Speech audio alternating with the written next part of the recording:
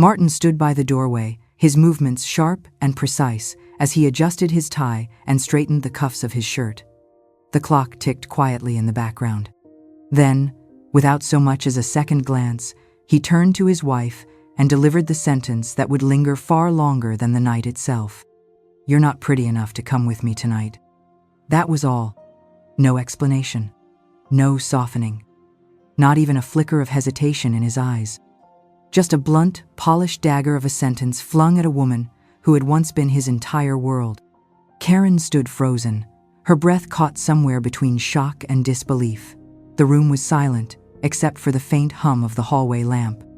Her makeup was still fresh, her soft mauve lipstick matched the understated elegance of her dress. The pearl earrings she had chosen swayed gently as she turned her head slightly, as if hoping she had misheard him.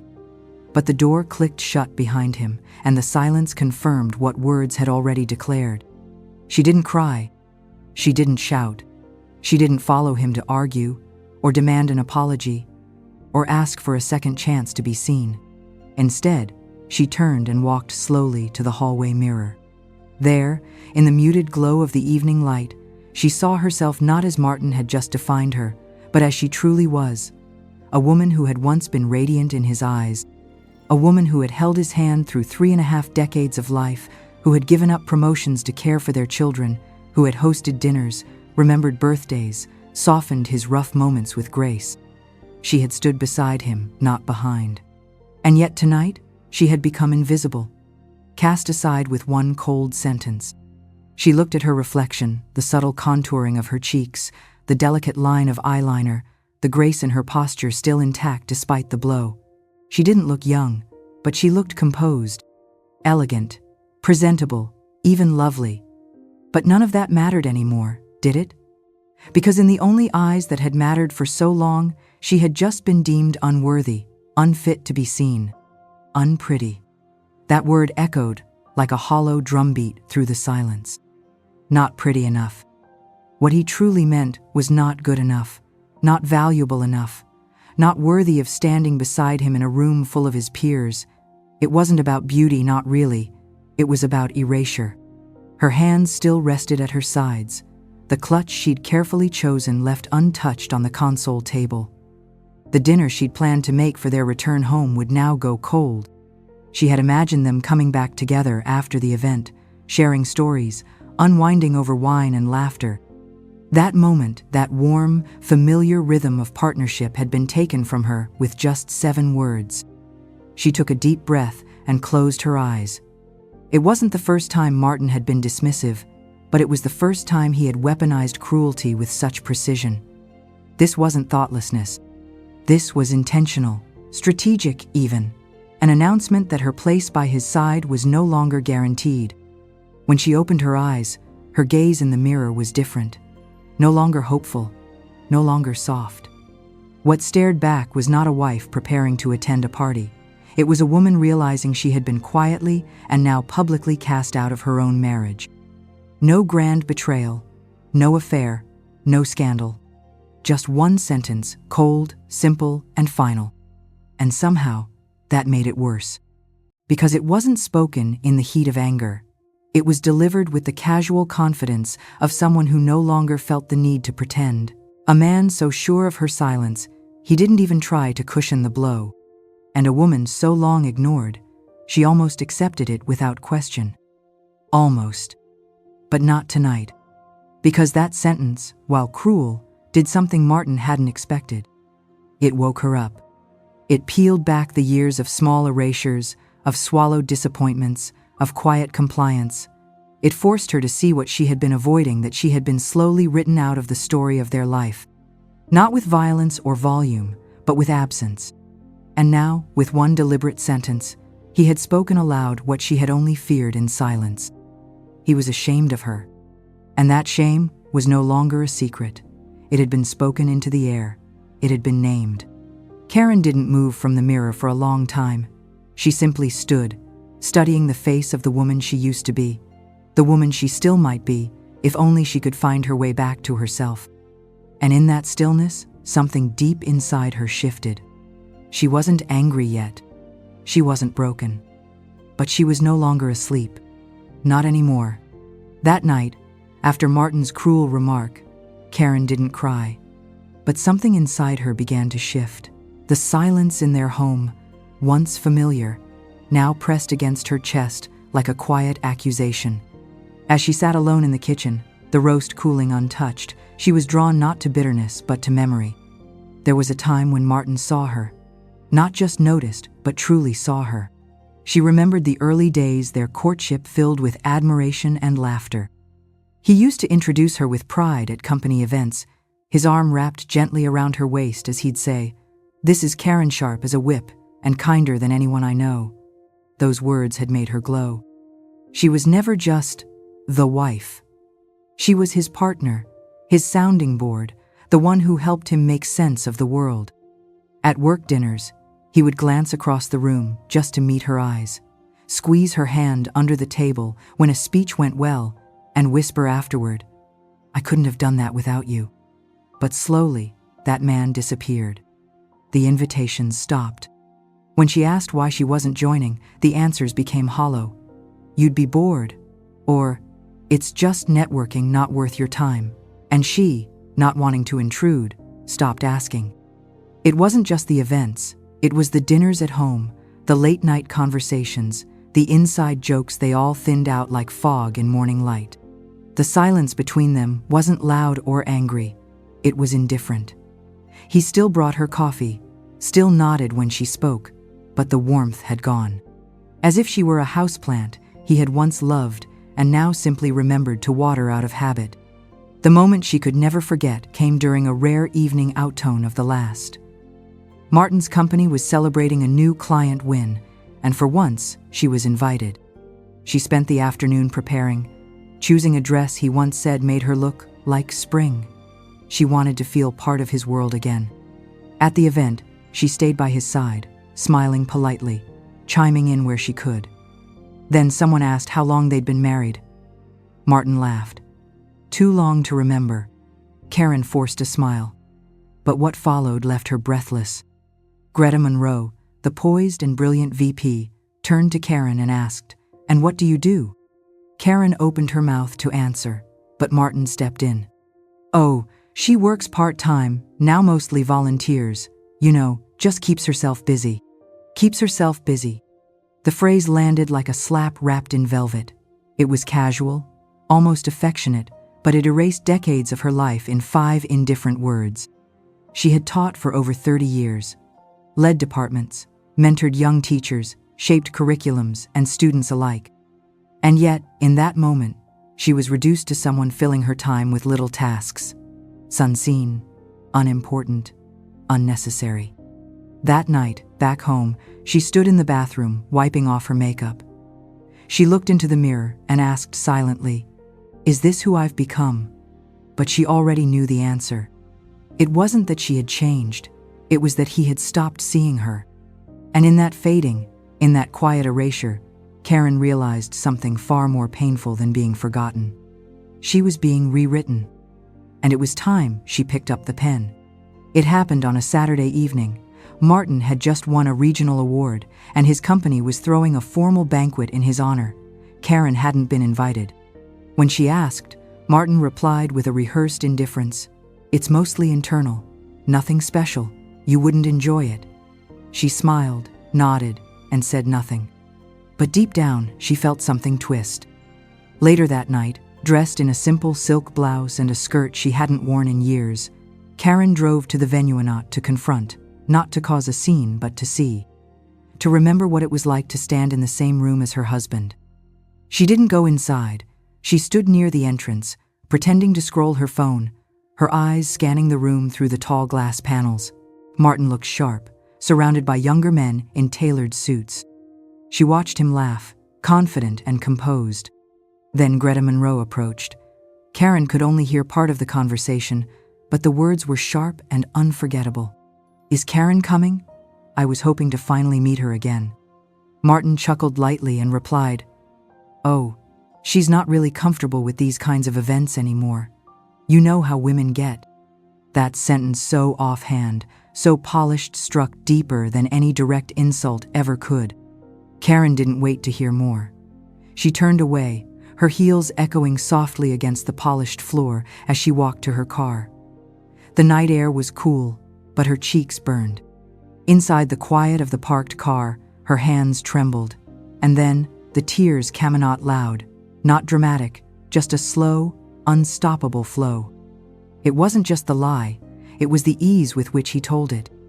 He had not only left her behind, he had rewritten her into someone fragile, inconvenient, and best left at home.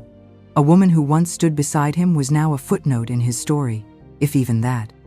When she returned home, she removed her makeup slowly, watching herself in the mirror. Same face, same eyes, same quiet strength, but dulled, eroded by years of being unseen. She whispered, "You are not invisible." But the words didn't feel true. In the days that followed, something shifted. Karen didn't explode. She didn't confront. Instead, she began to retreat, not in defeat, but in quiet preservation. She opened the guest room closet, a place long ignored, and began sorting through boxes, papers, letters, tax forms. She wasn't sure what she was looking for, but she needed some form of control in the chaos of emotion. Then she found an old notebook. Blank pages waiting. That night, she wrote, "I have given too much without asking for enough. I am not broken. I am still here." They were simple words, but for the first time in years, they were hers. She started writing daily, little things, memories, passing thoughts, questions. She began noticing what made her feel alive again: the scent of cinnamon in her coffee, the rustle of leaves outside the window, the silence when it was hers to choose. And in those quiet acts, sorting, writing, reclaiming, Karen began to see a truth she had ignored for too long. She hadn't just been forgotten by Martin. She had forgotten herself. But not anymore. It didn't begin with a grand plan or a dramatic declaration. There was no suitcase by the door, no fiery confrontation. Karen's awakening was subtle, almost imperceptible from the outside, but it changed everything. She started with the smallest of choices. One morning, instead of making coffee the way Martin preferred, 2 sugars, splash of milk, she brewed it strong and black with a dash of cinnamon, just as she used to like it. She took it to the porch, wrapped in a shawl, and watched the morning light stretch across the garden. It felt like a quiet reclaiming. From that morning forward, she began making decisions not out of habit, but intention. She pulled out old scarves she hadn't worn in years, bold colors and soft textures that once made her feel alive. She applied lipstick again, not for anyone else, but for the woman in the mirror. And when her friend Ramona called after more than a year of silence, Karen picked up. Their conversation stretched for 2 hours, laughter, memories, confessions. Ramona didn't push or prod. She simply said, "I've missed your voice." And that was enough. Enough to remind Karen that she still existed beyond the boundaries of Martin's neglect. She began writing again. Not just grocery lists or family reminders, but reflections, stories, fragments of thoughts that had long waited to be heard. She signed up for a local writing workshop, just 6 women around a folding table in the back of the library. No one knew her as Martin's wife. They knew her as Karen, and that was more than enough. Julia, her daughter, noticed the change. "You sound lighter," she said during a phone call. "I don't know what it is, Mom, but you sound like you again." Karen smiled softly. It wasn't a full return. She wasn't the woman she once was, but she was beginning to see that was a good thing. Then one day, while organizing the cluttered guest room closet, she found Ida white envelope, wedged between old tax forms and marketing brochures. Her name was on it, written in familiar handwriting, Martin and Karen. Inside was a letter dated 6 years earlier. It was from Greta Monroe, Martin's boss. Karen recognized her elegant script immediately.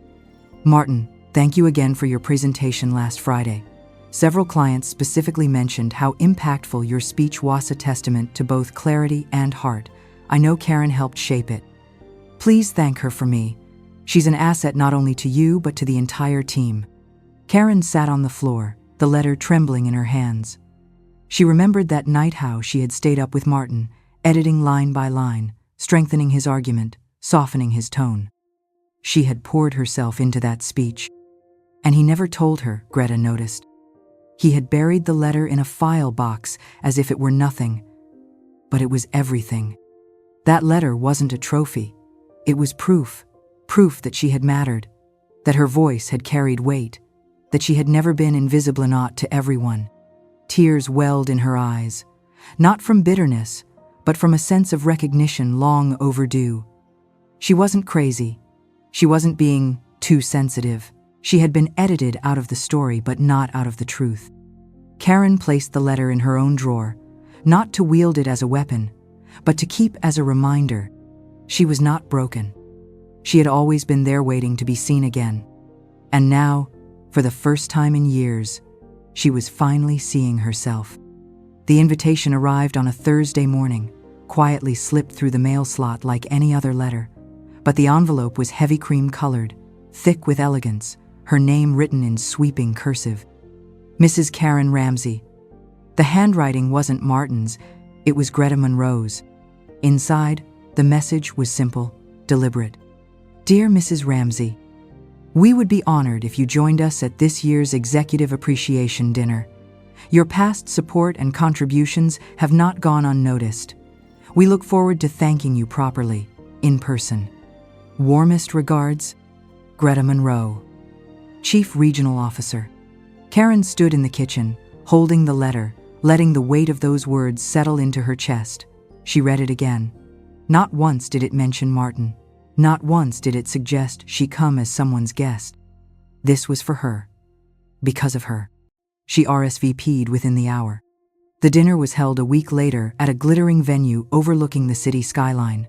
Glass walls, warm lighting, and quiet jazz floating through the air like a secret. Karen arrived alone. In a fitted navy dress with a satin neckline, her hair swept back into soft waves, she walked into the room without hesitation. She didn't dress to prove anything. She dressed to feel like herself. And for the first time in years, she did. Greta spotted her near the welcome table. Her face lit up. Karen, she said warmly, wrapping her in an embrace. You look stunning. I'm so glad you came. Karen smiled, steady. I wouldn't have missed it. Greta guided her to a table at the front tone, reserved not for spouses or silent companions, but for contributors, leaders. The place card beside Greta's bore one name, Karen Ramsey. Karen took her seat as if she had always belonged there because, in truth, she had. 20 minutes later, Martin arrived.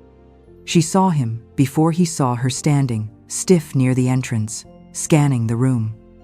His eyes landed on her, then widened slightly at the sight of her seated beside Greta, laughing, engaged, radiant. He approached cautiously. Karen, he said with a half smile. I didn't know you were coming. She turned to him slowly, her tone calm, unhurried. I was invited. Greta smiled and placed a hand on Martin's shoulder. You never told me how sharp your wife is, Martin. I still remember that presentation 6 years ago, the one she edited. You should have brought her to more of these. You missed out. The silence that followed was sharp and precise. Martin stammered, trying to recover with a joke, but no one laughed. Karen didn't gloat. She didn't smirk. She simply held her glass with grace and shifted her gaze to the speaker at the podium, her posture regal, her presence undeniable. For the first time, Martin stood at the edge, not as the center of admiration, but as someone realizing too late what he had lost. Karen was no longer in his shadow. He was now in hers. Throughout the evening, she was approached by former colleagues, acquaintances who remembered her as more than just Martin's wife. I always admired how you carried yourself, one woman said. You helped shape so much, even when no one was watching, said another. Karen smiled, accepting each word without needing to deflect or minimize. It wasn't about being the center of attention. It was about finally being seen not for her proximity to a man, but for the power she carried on her own. As the dinner ended and guests began to leave, Martin walked beside her, awkwardly quiet. Do you want me to walk you to the car? He asked. She looked at him, poised. I drove myself. He paused, caught between reflex and realization. She offered no further explanation. There was nothing left to say.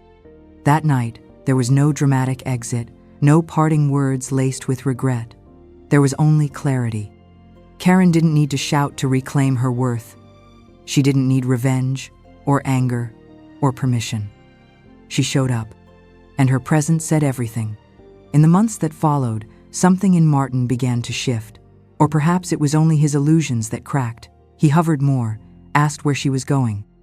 Tried, in small and clumsy ways, to re-enter a story he had long edited her out of. But Karen had stopped writing that version.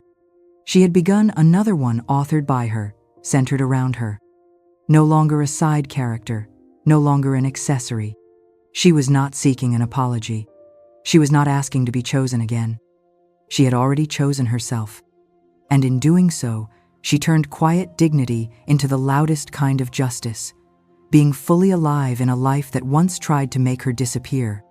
The house hadn't changed, but something in the air had. It was quieter now, but not heavy. Just still, like the moment after a tide has pulled away. Martin noticed.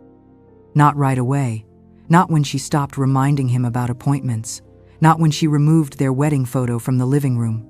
Not even when she began attending events without telling him. But eventually, something pierced through the fog of his routine, the realization that Karen no longer revolved around him. It came in moments. The way she answered questions with grace but without warmth. The way her laughter rang louder in phone calls than it ever had in their kitchen. He couldn't quite name it, but he felt it. The shift. The absence. One afternoon, as Karen arranged a vase of fresh peonies on the dining table, Martin lingered longer than usual near the doorway. "I've been thinking," he began, his voice measured, unfamiliar in its softness. "About everything." Karen didn't turn around. She trimmed a stem, gently placed it in the vase. "I was wrong," he continued. "I didn't see what you were going through. I took you for granted. I see that now." She paused, set the scissors down, and finally faced him. "Yes," she said simply. He looked at her, searching for something's offness, maybe, or a door cracked open. "Is it too late?" he asked. Karen held his gaze. "Too late for what?" "For us," he said. "For a second chance." There it was, the plea, quiet and unsure. But it didn't land the way he thought it might, because she wasn't standing in the same place anymore. Her voice was steady, not cruel, not angry, just certain. "I'm not the same woman you left behind," she said. "I'm not waiting at the window. I'm not hoping for the past to knock and offer me a redo." Martin's expression faltered. "But we had a life together. We had a story," Karen interrupted gently. "One where I edited myself out to keep the peace. But I don't do that anymore." He looked down. "I want to be part of your life again." She gave a small nod, thoughtful. "Then you'll have to be a different part of it. Because I'm not going backward." The silence that followed wasn't cruel. It was respectful. He didn't argue. She didn't lecture.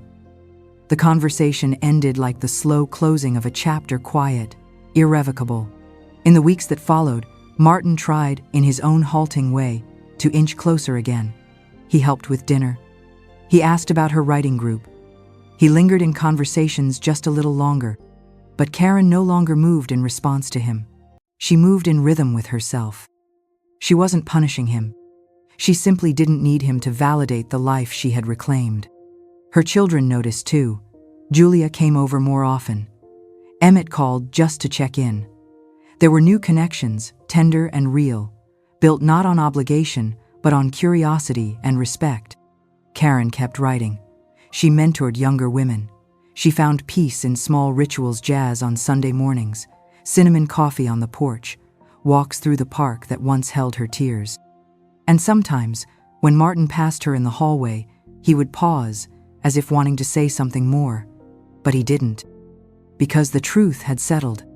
Karen hadn't needed revenge. She didn't seek applause. She had simply chosen not to play a supporting role in her own story. And once a woman wakes up to her own voice, her own worth, she never whispers again just to make someone else comfortable. She doesn't hate. She doesn't forget. She just moves forward with grace, with purpose, and with the quiet power of someone who finally remembers who she is. Karen stood at the podium, the soft light casting a quiet glow on her face. Before her sat a room full of women executives, mothers, dreamers waiting not for perfection, but for truth. With steady breath and calm conviction, she shared her journey, not one of dramatic escape or loud rebellion, but of quiet rediscovery, of learning that being invisible wasn't her fault, and being seen again didn't require permission. She spoke not as a victim, nor as a warrior, but as a woman who had chosen herself. Each word landed like a mirror, reflecting pieces of other women's silent pain and their buried strength. She didn't leave Martin. She didn't destroy him. She simply stopped disappearing for him. They now lived parallel lives, cordial but distant.